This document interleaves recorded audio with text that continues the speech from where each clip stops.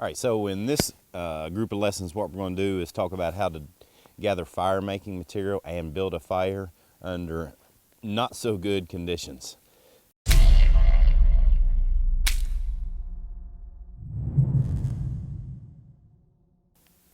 So the weather here in Kentucky has been a wild roller coaster ride in the last couple of months, because we're not used to having snow on April the 15th, which is today.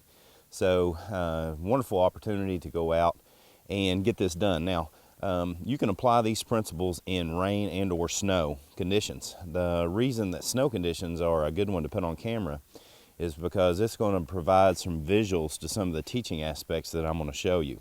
So the first and foremost is basically how to find a place and a location where you can both gather material as well as where you can build a fire.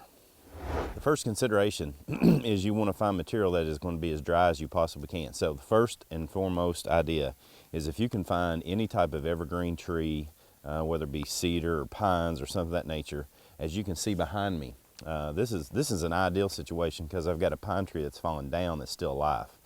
And so basically you can see, and this is why I wanted to show it in the snow, is that you can see all the snow that's around me, but directly underneath all that pine structure, all the pine needle structure, there's not much snow on the ground because the pine needles have caught that. Now, if I can find a pine thicket or a cedar thicket, it's going to be even better in that there's going to be snow that hits the ground, don't get me wrong, but not as much is going to hit the ground, and it doesn't matter what time of year. So that applies in the rain too. Now, I wouldn't be able to show you that as easily on camera if it was raining. But in this situation, you can actually see the snow. If this was rain, it would be the same way. It's not that underneath that is dry as a bone. It's not. But you're going to have a better opportunity to find dry areas under cedars, pines, stuff of that nature, than you are under trees like a deciduous forest like this, where there's not any pines or cedars. So the hard part in developing a fire in extreme conditions, whether it's rain or snow or whatever, like at this point, I have a mixture of both rain and snow. As you can tell, I got a lot of moisture on my jacket. Now, what I'm going to do is I'm going to walk you around a few spots here in the woods, and I'm going to show you some spots where you can collect dry firewood. And again, this wouldn't matter if it was snow or rain. It's going to be as dry as it can possibly be under these conditions. And so there's going to be some moisture, and I'm going to talk about how to do your best to remove some of that moisture as well. And then we'll do everything we can to get a fire built out here in these ugly conditions. So the first thing that I would recommend is if you're in a forest such as this and you've got rain or snowy conditions, there's almost always going to be trees that have fallen down or been cut down or whatever number of things, particularly those that have fallen down. So you can see right in this area right here, this area is close to the ground, because the farther you go out on that side of the tree, you can see there's 2 or 3 foot difference, but even you can see there that directly underneath of that fallen down tree, there is no snow. That's because the snow is sitting on top of that log, or as much of it has not melted off. Now, the closer that you get to an area like this right here, where the ground is close to the log is protected, and the snow and the rain has come to the top and is resting on top of the log, you'll find directly underneath here, you're going to find dry material. For example, here's a leaf that came out from there. And I'm not saying this is good fire material, but what I do want to point out to you is that this leaf is dry. And so if there's a lot of trees, as you can see in the background as much, or well, better yet, I'll get a camera shot in a moment. But in this particular area, there are a lot of trees that have fallen down. And so I'm going to go around underneath all the bases of that and find my fire starting material.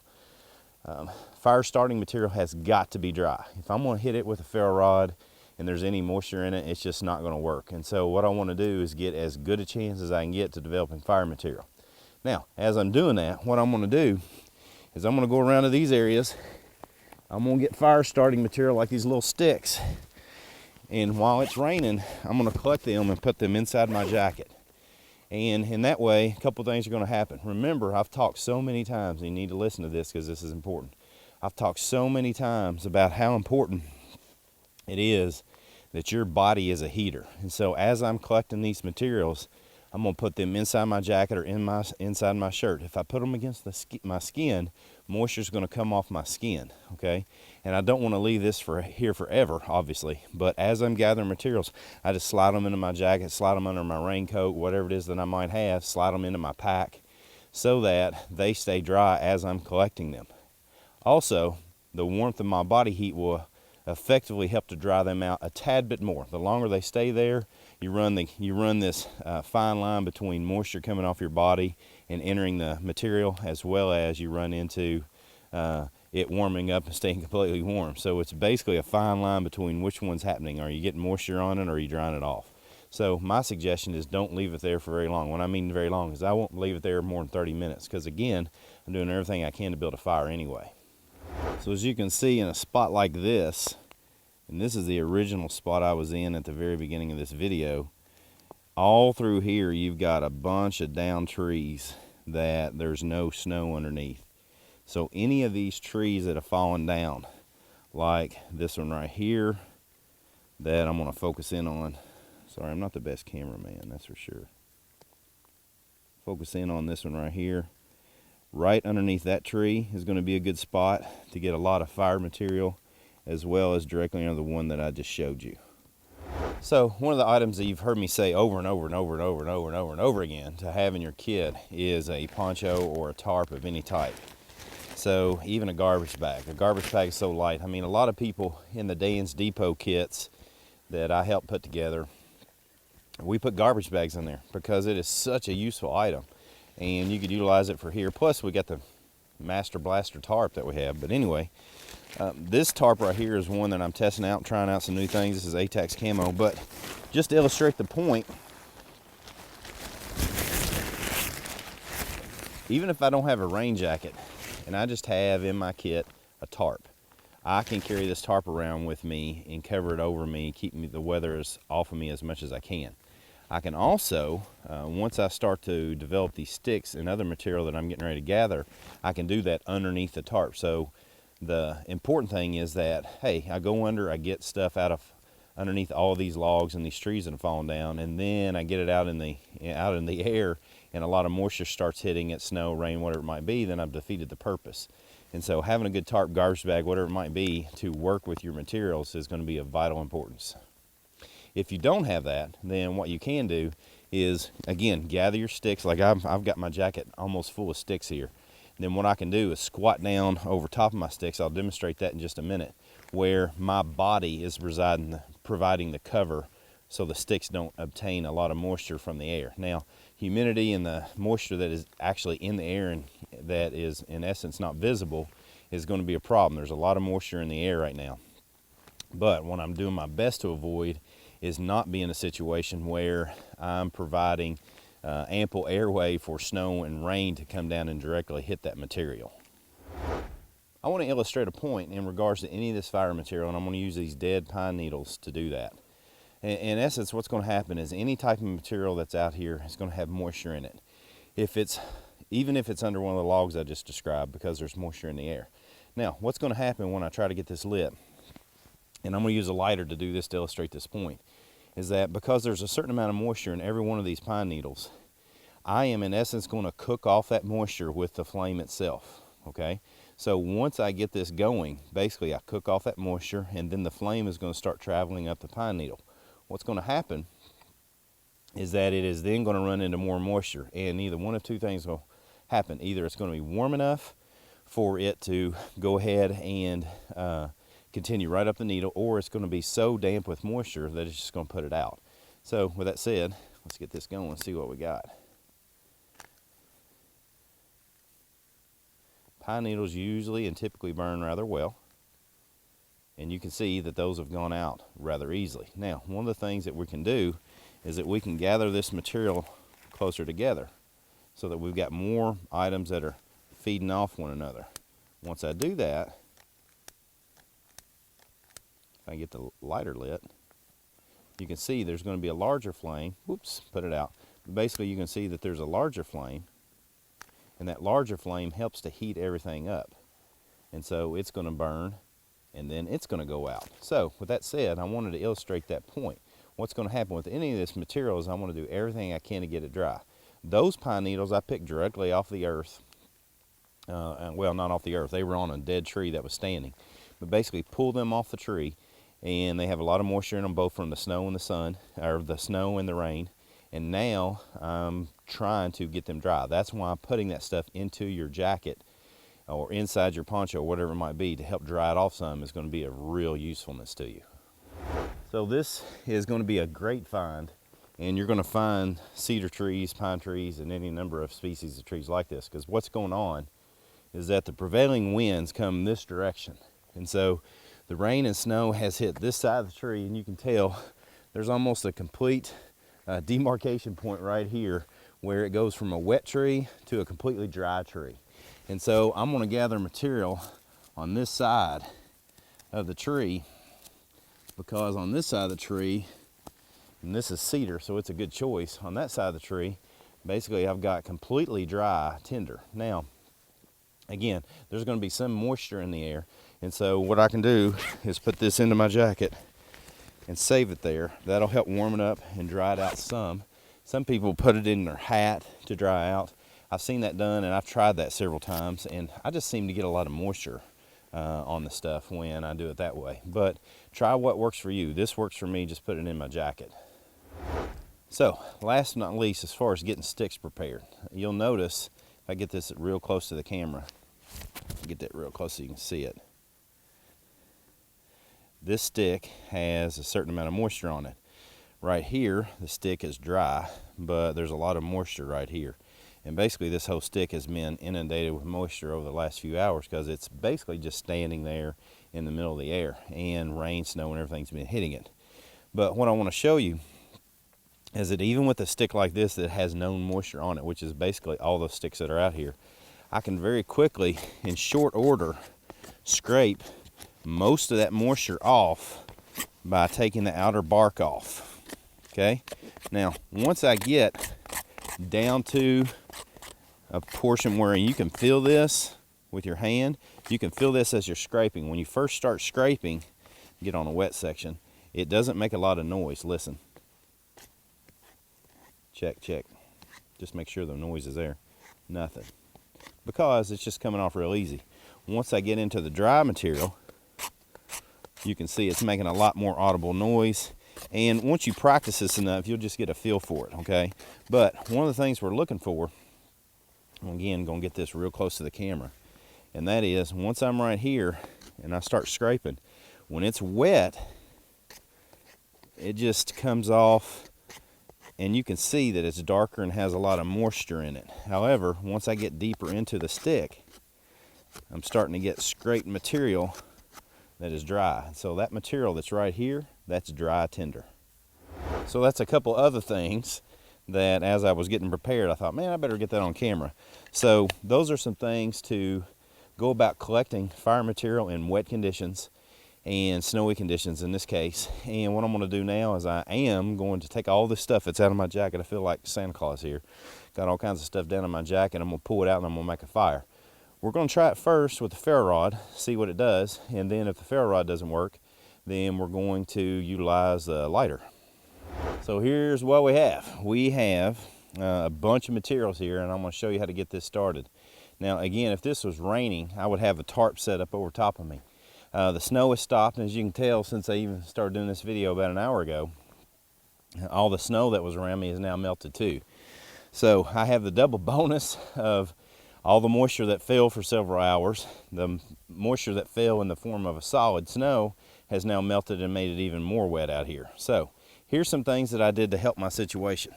Again, if I was in the middle of the rain, I would be underneath of that pine tree like I was discussing before, with my body over top of all this.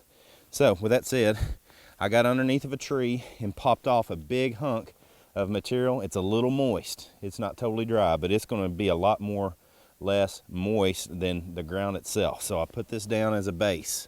Now what I did is I took some of that cedar bark that I showed you on the tree that had the prevailing winds against it, and I made myself a tinder bundle. Okay, those are some materials, a fine material, that's the golf ball size material, and I've got that on top of this base. Now what I have beside of me is I cut off a couple of branches from the cedar tree and I have cut off a bunch of shavings off of that, so that I'm going to add that, as well as I've got a couple of sticks. I can't even remember what this was. It's just stuff I found out there. I scraped all the bark off, hopefully getting all the moisture I can off of it, making sure I've got sticks that break. And I also wanted to point out that this is exactly what this branch used to look like. This is a branch I broke off of a cedar tree, and it started off with this, like this, with a lot of moisture on it. And then by the time I took the outer bark off of it, it ended up looking like that. So what we're going to do now is I'm going to hit this bad boy with this ferro rod, and because this is a worst case condition, let's make sure that we get this thing wet too. So we make this bad, stick it down in the ground, got a lot of mud on it. Make sure we wipe this off so we can make this hard on ourselves. And I'm doing this just for the purpose of just showing you that these things can be done even in wet temperatures, and so, or wet climates. So my ferro rod's dried off now. I'm gonna hit my tinder bundle and we'll see how this goes. So what I want to point out is that this is probably going to take quite a while to get done. There's still a lot of moisture in the air.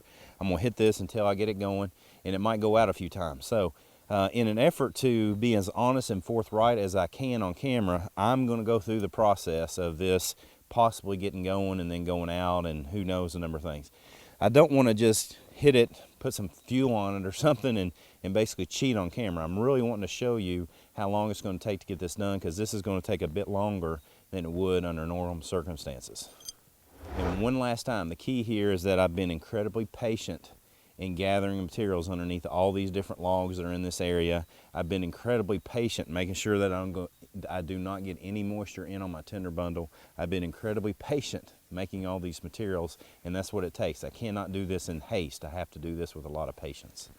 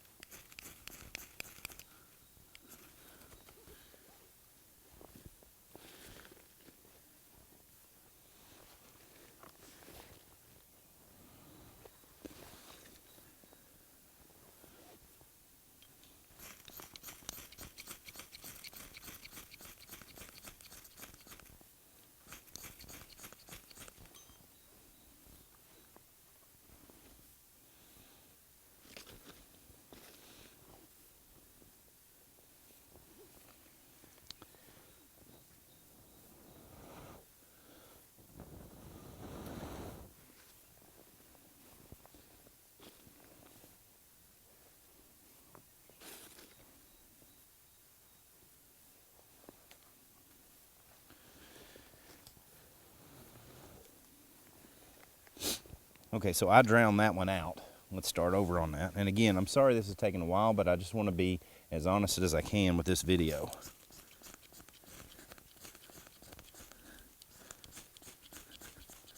So that you see that it's not just going to go up in flame. This is one of the things that aggravates me the most about some of these survival instructors, is that they never show how hard some of this stuff is.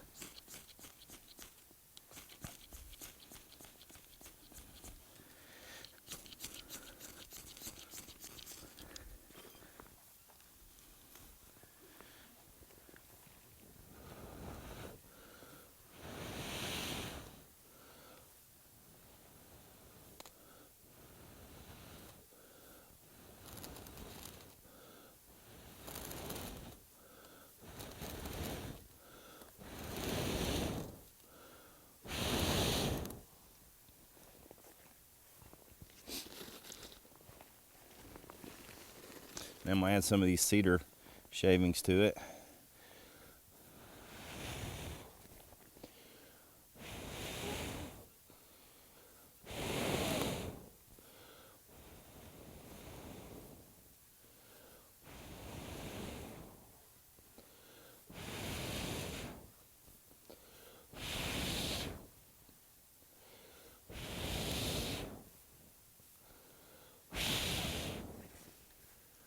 So as I'm doing that, I'm going to add some of these bigger pieces as best I can, in hopes that they get going as well.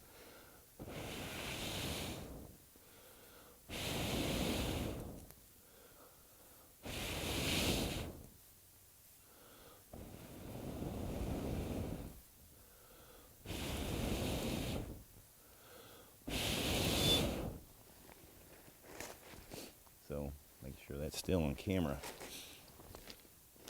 So now I'm adding some of the larger pieces to my fire because we almost have a go here.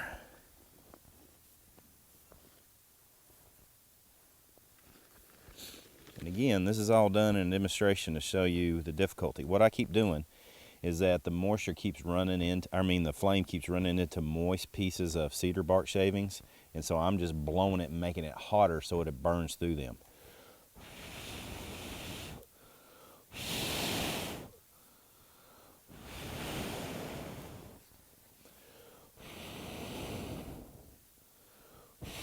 My whole goal here is to get some pieces that are this size going. So I've got them laying right on top.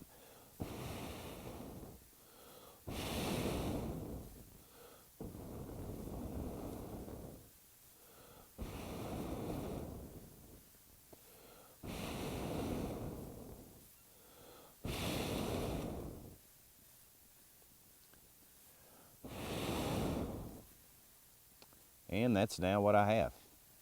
So what I'm going to show you, I'm going to pick this up, bring it close to the camera, is that I'm going to add a bunch of shavings to it as I do this too. But as I do this, it might go out. Oh man. So here's what we got. We got a lot of cedar shavings down in there. We've got these larger sticks that are now caught. But I just want to add to that by not blowing too hard. Because basically all these cedar bark shavings down here are running out of oxygen because they're too tightly bound in there. And I have got moist materials because everything out here is wet. So you can see a couple times that goes out, but just me blowing on it gets it going again. And this again is where I've got to be incredibly patient with all this material and not give up on it. And when the fire comes down and lands on your hand, you got to be patient so that you don't drop it.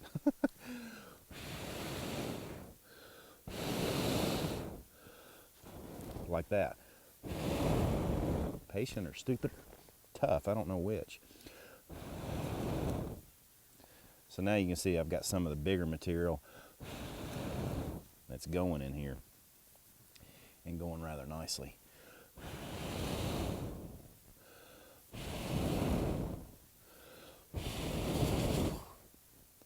So I just do that over and over and over again until I get myself a fire.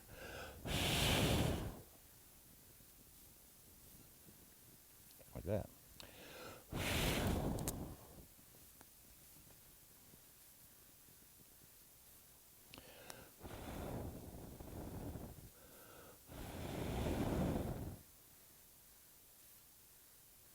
So there you go.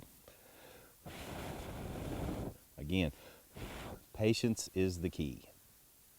So what I want to show you now is that all the very fine stuff is gone and all my sticks are going. So basically the process now, like this stick right here is going really well.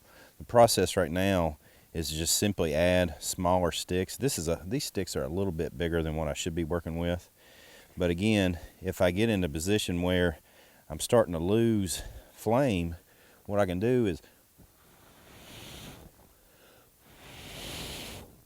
blow it and it'll get a little bit hotter and the flame will get bigger. So again, do this under a pine tree or cedar tree. Just make sure that the moisture that is real close to you on the tree itself does not fall. So cover your fire up when you're doing this underneath that tree, and then you're going to have a real good opportunity to get fire made in the outdoors even when it's rain. So the beauty of what's going on right now, I'll catch this while I got on camera, is that now the wind is picked up and it's doing all the work for me. I don't have to do anything. So just sitting here, you can see how much more, and this goes back to oxygen management. I don't know why more people don't talk about this in survival classes, but managing your oxygen is such a key. And when and if you can, just let nature take care of it for you. because I'm sitting out here. It's been raining for several hours. Every bit of this started wet. Now I've got it heated up through my body warmth and dried off by scraping out the outer bark. And I got a flame sitting here that I'm not doing anything to and just letting nature take care of it. So there you go, fire. Everything's going really well. The main thing I wanted to do in this lesson is show you some ideas under extreme conditions, how to get fire starting material. If it was absolutely pouring down the rain, then I'm going to suggest in a survival situation that you do everything you can to hole up and wait till it stops raining if you can possibly do that. That's why in my classes I always teach shelter before fire building. So that is going to be the way that you can retain your core body temperature, and then when and if the rain stops, you can start gathering materials. But now that it stopped raining, it makes it a lot easier for me on camera, because I had to keep the camera under a tarp and all that stuff and move around. But anyway, had fun. So glad you joined me for this lesson. As always with any of these lessons, do whatever you can to try and practice these skills. It's very, very important that you practice these skills under awkward, uncomfortable circumstances, and in that way you start learning the tricks of the trade, so that you too can make fire even when it's been raining for several hours.